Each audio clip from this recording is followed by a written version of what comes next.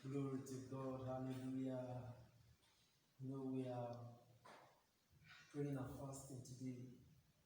And I just want to say to you that it's praying and fasting that there is a shifting.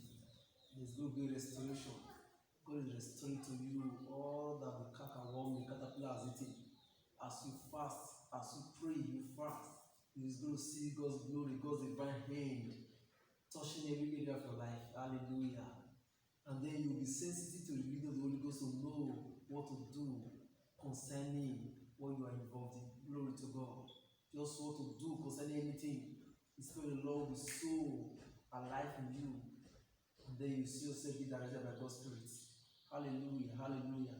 So I pray in the name of our Lord Jesus Christ that the glory of the Lord is seen in your life.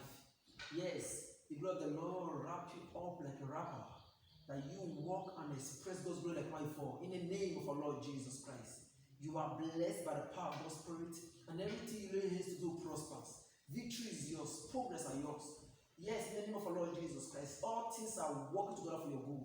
In the name of our Lord Jesus Christ, that long expected miracles is granted in the name of our Lord Jesus Christ. Yes, in the name of Jesus Christ, you are sharing your testimony because your turn, your season, your time has come. Glory to God. This is a set time for God to favor you, and God has favored you. Heaven has favored you. Men and women have favored you against their will, against their feeling by the power of the Holy Ghost, and your life is a wonder and a testimony to others. In Jesus' mighty name, amen. Amen.